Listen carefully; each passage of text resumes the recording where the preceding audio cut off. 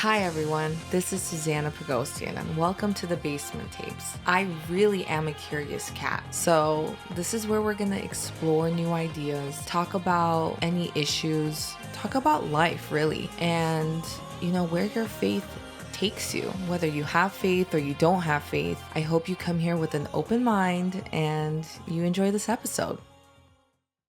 Welcome back to the Basement Tapes. Today I have Christopher Ohanian. He is a multimedia artist and runs Public Estrellas, which is one of the coolest shops in downtown LA, where you can find, it's similar to like a thrift store, but Chris, what would you call your store? I'm so bad at this. You could literally call it a thrift store. Public Estrellas, a thrift store. And welcome to the podcast, Chris. How are you? I'm well, and yourself? I'm great. You should be even better than I am. You just came back from Armenia and France. Tell us how that was. A quick trip to my cousin's wedding, still jet lagged, and they did call me the Armenian apostle in France, so I have an entitlement there now. You were posting the most beautiful shot photos, which need to be published somewhere. It'll be on my Public Unusuals page. It's a new page that I'm still working on, so stay tuned. Nice. So tell us a little bit about Public Estrellas, because you are blowing on the TikTok. So it's more than just selling clothes. I am a natural at being a host. I want to recreate a community within my own space, and I love fashion, and I think everybody can find themselves through my selections, curations. Rihanna was a huge inspiration to me when she started her own Fenty runway show, and the brand itself, when she included all women in different shapes and sizes. And once I started dialoguing that, I said, let me convert or transform that into an actual thrift store where I can have the most diverse and selections in LA, where Susanna can find herself in my selections. Totally. I am not a thrifter whatsoever. I've tried and it's not for me. But I will tell you, I did find a few gems the last 10 years of me attempting to thrift, and it's only happened like twice. But when I did come to your shop to get a better understanding of you and what you're doing, I was so mesmerized by the selection and how cool the pics are. Like, I was like, oh, I would actually buy that. And the one thing that I am so obsessed with your page, Public Estrellas, on Instagram and on TikTok, is that you constantly are updating on the daily of what you're bringing in. And some of these pieces are just so cool, vintage, high quality, like totally in style right now. And there's been times where I'm like, I want to message you and be like, can you save this for me? But it's not my size. But there's so many amazing pieces. It's really, really dope. It's like pieces that I would imagine I could find like in Japan or in France, or these really unique characters, really, of clothing. Yeah, I try to keep it up to date with trend and off-season items too, because again, my purpose is to fit in everyone's criteria and demographic. So I'm trying to be the market of all thrift shops because of the volume I have in my store available. I used to want to work in the fashion industry when I was from like the age of like 8 to 16. I kind of went back and forth with it. I really wanted to design. I collected Vogue magazines when I was 10. I would watch Fashion Runway on Bravo religiously every episode. My prom dress was a direct inspiration with one of the finalists on that show. I actually reached out to them when I was 17. I emailed them. I said, I really want this specific couture piece. Can you please send it to me? It's my size and I'll take the sample. They said, no, it's not available. So I found a local designer And I showed them the photo and I said, you are going to make me this dress. And that day of prom, everything was curated to the dress. So I went to my hairstylist and I said, this is the dress. Do whatever it takes for the dress to scream loud, not anything else. He said, okay, we're going to chop your hair off like a bob cut with bangs and we're going to straighten it. And I've never had bangs or short hair. And I said, whatever makes the dress work. And I cut my hair the day, like the hour before I was supposed to go to prom. And I showed up to prom and no one recognized me. Like none of my teachers. I had like full glam from like Makeup by Lily. This is before she was huge. I had a spray tan. I had my haircut. I had like my designer. It was wild. And it was like, that's how much I cared about fashion. That's how much I cared about feeling and looking good, because I truly believe if you look good, you feel good. Yes. And you do better. From what you just explained and described about yourself, you could be the new 2.0 fashion police, the show. Oh my God, Joan Rivers? Yes. Joan Rivers was my everything. I was like, well, how do I get this job? How am I going to get on E and sit next to Joan Rivers and her daughter and just criticize? And I would do that. Like my friends still call me and text me and show me things. And I'm like, that's boring. That was so... like 30 years ago. It's not back yet. That color does not match your underskin tone. Like that does not fit well. Tailor it, you know, like people, I am a nut job with that. And it's all thanks to my grandfather. My grandfather taught me how to eat well, dress well, live well, be well. Shout out to Betik Bopik. Yes. So I think from what you're saying is that you literally know what people need to wear, what color and what size, style, shape, design. Mm-hmm. What inspired you to go into fashion?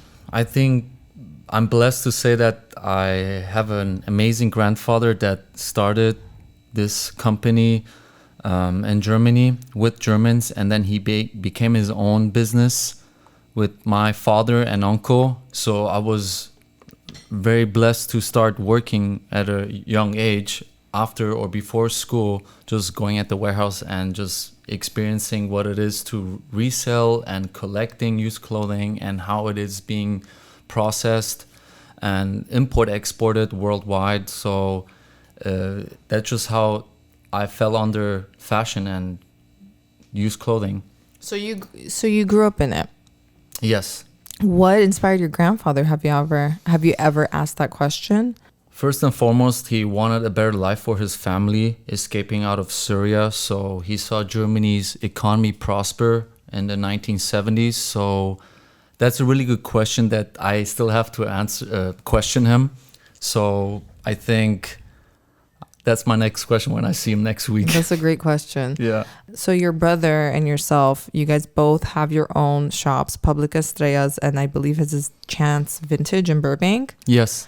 How has that dynamic between you two have helped you to grow in the same industry together but separately? I don't think he knows this yet, but he's my best friend. I have to tell him that. We have become more thicker than blood now. We help each other, vice versa. We have become more transparent than ever before. And we have a mission separately and together. We do want to do future collaborations together in LA and worldwide, because we are separately creative, but at the same time, we do give each other feedback and recommendations. So it's all about cooperation. Mm-hmm. We never compete. That's why I didn't even choose my location in Burbank. What I've been to his shop and I've been to yours, and it's like two different vibes. Mm-hmm. Complete two different vibes. And you could tell, you know, based off of like what the store feels like, who is the person running it. Like you get a sense of their character. What is the most exciting part for you for Public Estrellas, especially being in Los Angeles, being in an area that's being semi-gentrified on Lincoln Avenue, I believe, right? Yes. That area is predominantly in a demographic that sometimes don't have the opportunity to shop at other stores. So like you bringing opportunity and options for them, like where do you see Public Estrellas being in the community? I first of all want to revive thrifting because thrifting has become so hipster-like because it is overpriced in LA, in my opinion.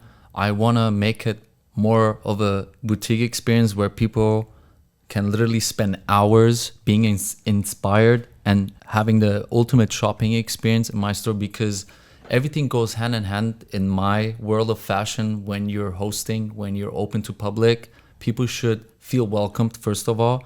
And then second, I'm very detail oriented. So pictures, ambiance, clarity, and comfort zone is who I am.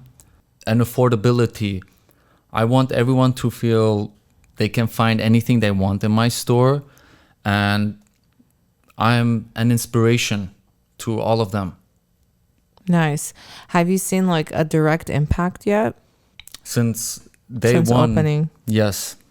And what is that? Because I consider myself like the Armenian Pablo Picasso. I'm gifting it to the next generation, which are the kids. My aura speaks for itself. I'm a people's person.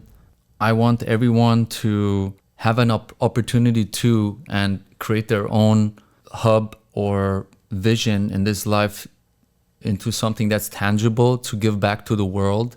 And even if they do not find something, at least they have a footprint left behind in my store, because customer experience and service is second nature for me. I make everyone feel they exist, they matter, they are important. And that's why I chose the name Estrellas, Public Estrellas, because you don't need to fit in society, because the day you're born, after being an embryo, you're already important enough to exist. Amen, Chris. That's so good. That is so good. I didn't know that that's like kind of this inspiration of the title of the store. I think it's perfect. So I know you spend a lot of time in Armenia with Birthright Armenia. For those who don't know what Birthright is, I also was part of Birthright for a very short amount of time. Mine got cut off real quick. But it is a volunteer program where you have to show that you are part Armenian, at least 25%.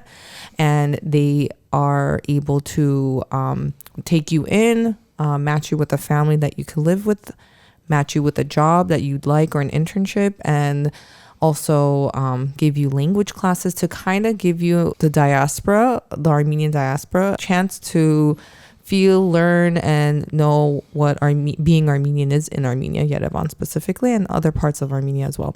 So Chris, you were part of that program, and your time in Armenia, I know you've mentioned in the past how it's influenced, the way you look at the business, because not a lot of Armenians thrift. Not a lot of Armenians donate to thrift stores. They want nothing to do with it. And it's kind of almost like a taboo in a sense, because, for example, my grandparents always taught me, you always, for New Year's or for your birthday or whatever it is, you always buy a new piece of clothes that no one has touched.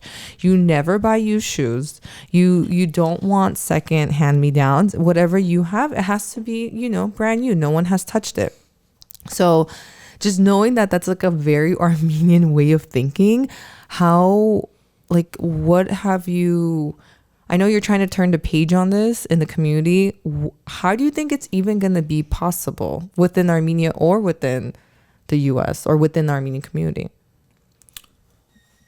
First is the psychology, why used clothing has become such a bad terminology in Armenia and globally with Armenians. When I'm turning the page, we have to say and commit to why it is also one of the biggest ways to waste in the world, clothing, textile. And I experienced this myself in Armenia too. Due to the history, 1988 is in the Spitag's earthquake, it just left a big wound on Armenians that they lost a lot of homes and even clothes. So the Russians were really nice enough to give them free clothes, because how else would they be able to survive and have clothes on them? Spiritually too, they don't want anybody else's spirit on Energy. their body or energy. Yeah. But how are you planning to change that even like ideology? I think I'm working with the new generation, because the new generation is the future, and there is always a way with content and social media to spread the word, bring in engagement, awareness to why fashion can be done sustainably rather than being wasted, and eliminating fast fashion and making the world a better place. 100%. I am a huge fan of eliminating fast fashion. I have never been a fan. Never. Not even as a child. I refuse to purchase things on Amazon, on Shein, if it's like I can't handle it, because I'm also an economics major, so I understand economically it's affecting mom and pops, independent designers. I remember the time when I was 13 and I would shop on Melrose, which was like the coolest place in LA to shop at the time, and there were independent designers, and I would find these unique pieces and people would be like, who is that? What is that? And it's like a way of expressing yourself. How do you not care about how it's made, how it's going to be sustained? I have pieces, Chris, that I have worn for 15 years, literally. And people till this day come up to me on the street or my friends and they're like, where did you get that? Insane. 15 years. It's Wow. the same jacket. It's the same jeans. It's the same shoe. It's the same purse. It's the same shirt. It's because I am, again, my grandfather, he always told me quality over quantity. Yes. You rather have one Chanel authentic real bag versus 10 fake cheap bags. Yes. That one bag will last you 50 years, and that one bag will make every outfit shine. And I took that's like one piece of advice every time I shop. I was like, okay, what is a long lasting piece here? Yes. And I will shop like once or twice a year. And only a few pieces, because all my pieces are sustainable. So you take really good care of your I do. pieces. I do. The really expensive ones, I do. And the ones that are not too expensive, they like eventually disappear. I don't know where. So you have really good time management too, because you're not wasting your time on shopping as much compared to most people. No. No, and if I buy something, it's like, I'm telling you, it will last me years. Years, minimum 5 years. Wow. How have your parents inspired like your fashion sense, or who has inspired your fashion sense as far as like selecting clothes? Because that's somewhat of a gift. You can't run a store, select pieces, and not have a vision or an eye or a talent. So who do you think you got that talent from in your family? I think I'm my own talent because of my work experience in the past. I've just discovered more perks about myself, what it takes to run a store and how it is to wear and be inspiring, stylish. Are you referring to like my own outfit or just fashion? The store, just the fact. Like, how do you know what works and what doesn't work? It's most of the time trial and error, and also what the public wants and how easier it is to sell.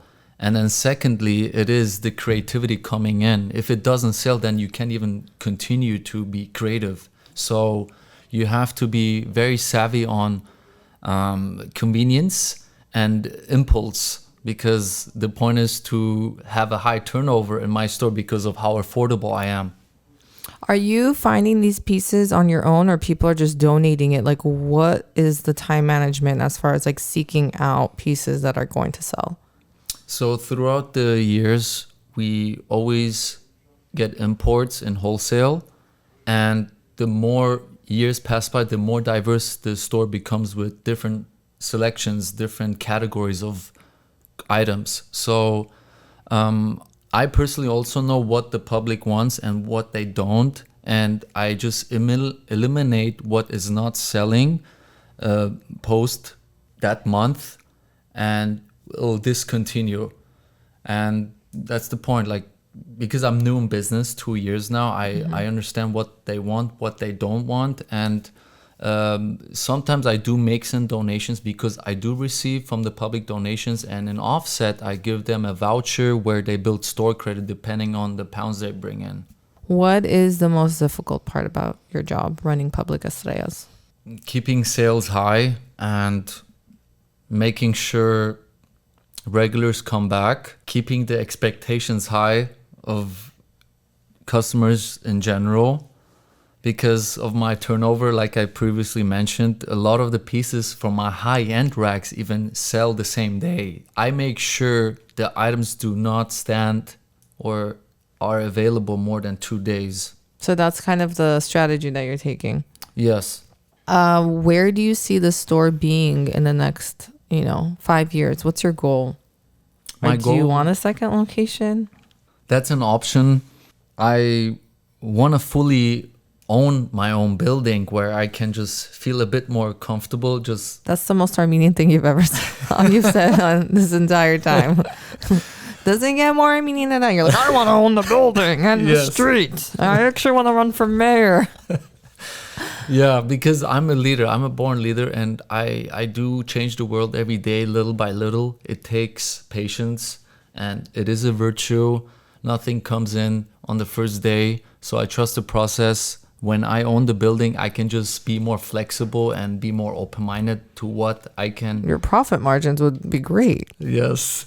And I do want to expand my creativity in that. I want to host more markets, and I know how to win people to myself, especially creatives, because I have a separate language barrier with them, and it just becomes very natural how I can be that host. They love my music, they love my selections. I'm very clean.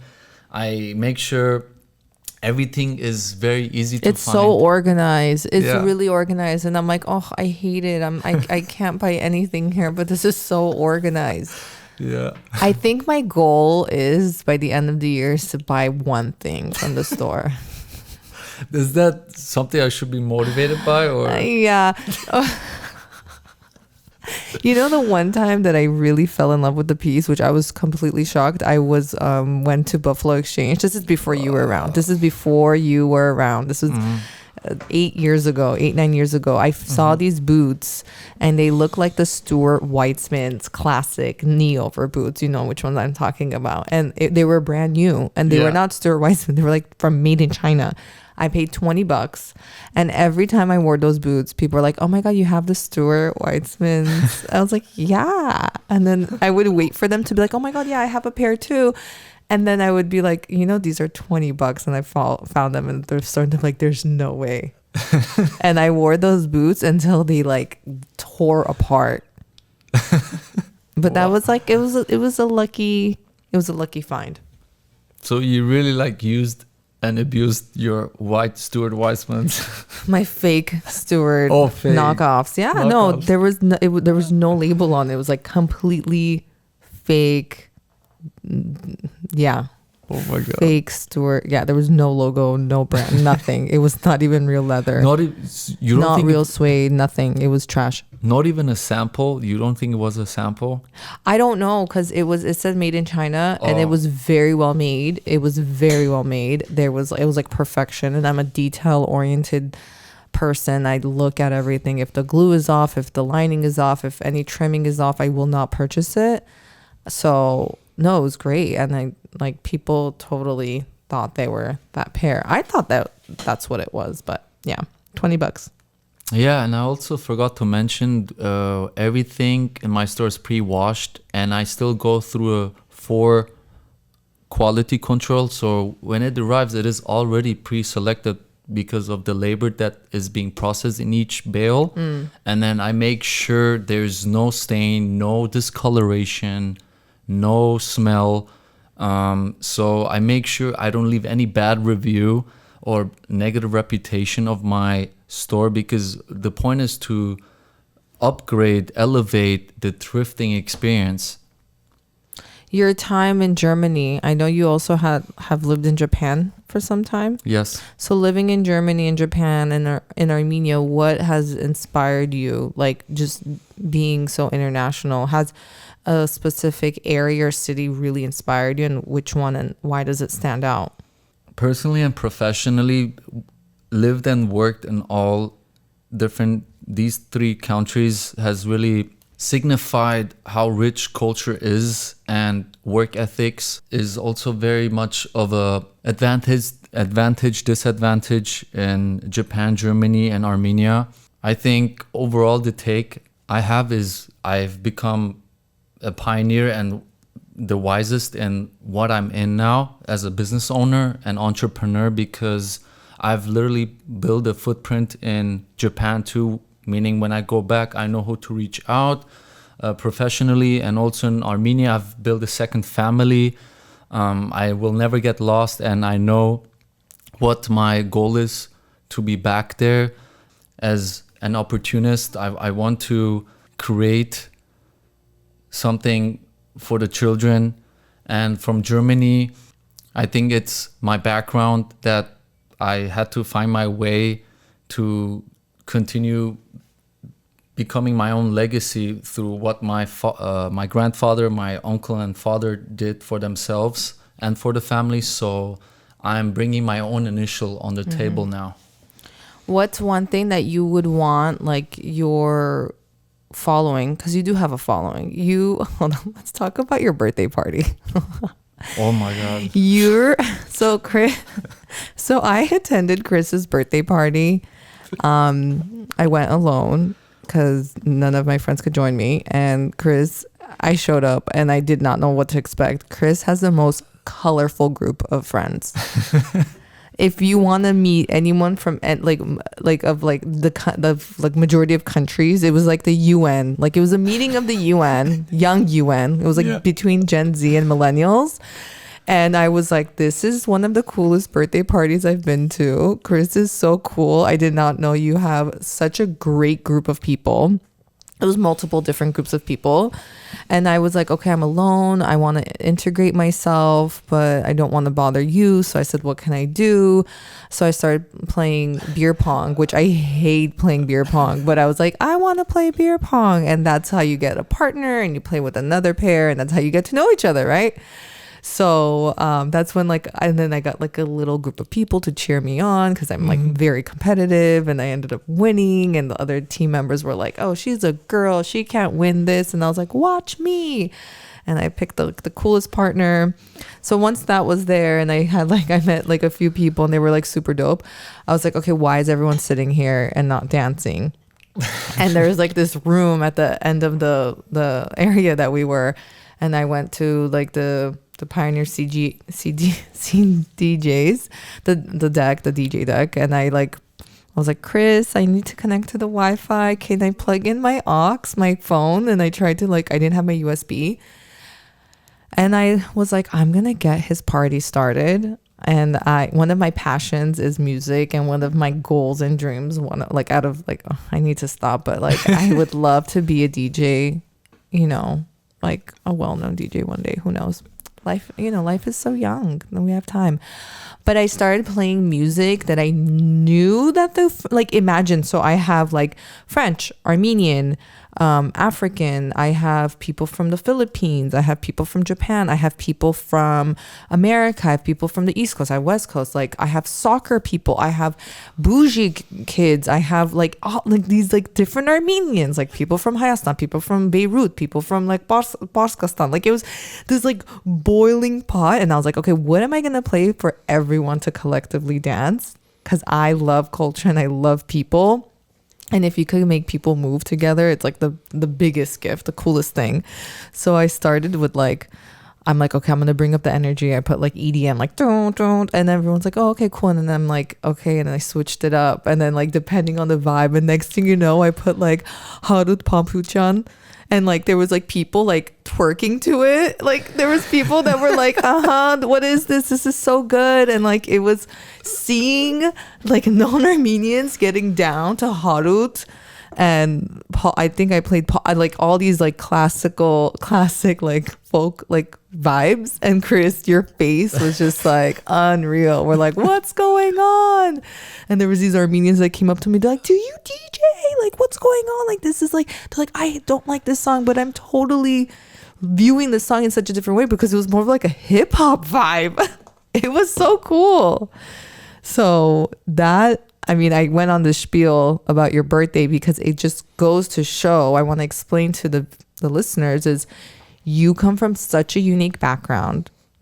What you do and who you are shows who you're surrounded by.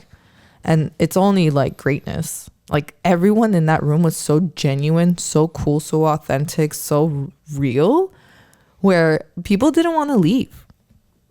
It went on for hours. That was one of the best parties I've been to in a long time.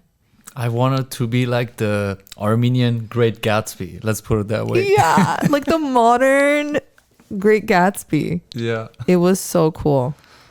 Thank you. So then when you look at your Instagram and your TikTok, like it's that same vibe. It's like you don't know what you're gonna get. You don't know what piece he's gonna post. Like you don't know what his next step is. And I think you're highly, highly, highly talented. I think what you do is really important for the community in Los Angeles, within the Armenian community, and just overall community.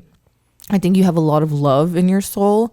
I think you're a visionary, and I never, ever, ever want you to think otherwise. And I always want you to just be so blessed, so motivated. You're so young. There's so much to do. And I really, really believe truly that God is going to guide you to the goals that you have to implement positivity and just life and helping people. At the end of the day, you're essentially helping people, whether you know it or they know it. And I think you're going to do amazing things. I think I'm just in the beginning chapter of it, and the more I'm accelerating in my reputation, the more of the greater outcomes I'm seeing from feedback, and also just the continuous grind on myself too, personally and professionally.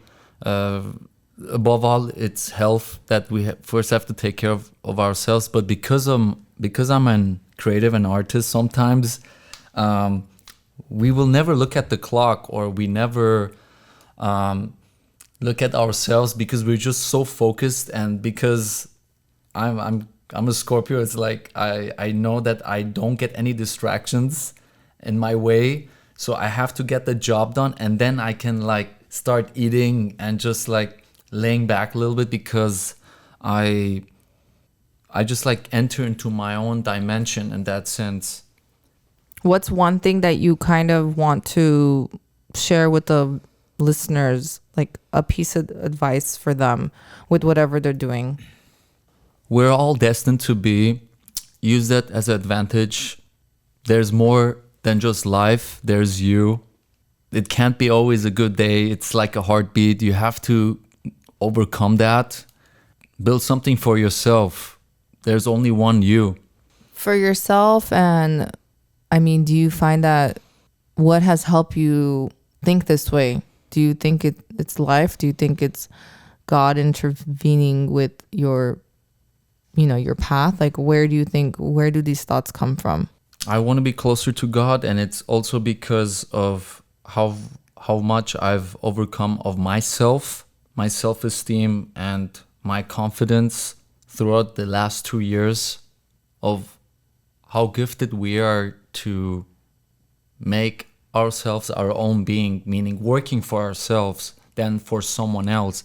And in that context, you're automatically making the world a better place. Well, thank you so much for being here, Chris. I had such a great time with you. I could talk about clothes and fashion and trends with you for hours. My pleasure. So for those who are interested in shopping at Chris's store, Public Estrellas, what's the address? 2701 North Broadway, LA. You are on TikTok, Instagram. I'm going to post all that in the show notes. And make sure you follow Chris and his journey, and make sure you go and buy a piece of clothing. Whoever listened to this podcast, you automatically get 30% off. There you go. So just DM Public Estrellas and I got you guys. And there you go. They're going to have to listen to the full episode for a code. So what's the code? We're not going to write it out. We're just going to say it on this episode until the very end. The code is Estrella Susana. Estrella Susana. Use it and get 30% off. There you go. Bye, guys. Bye.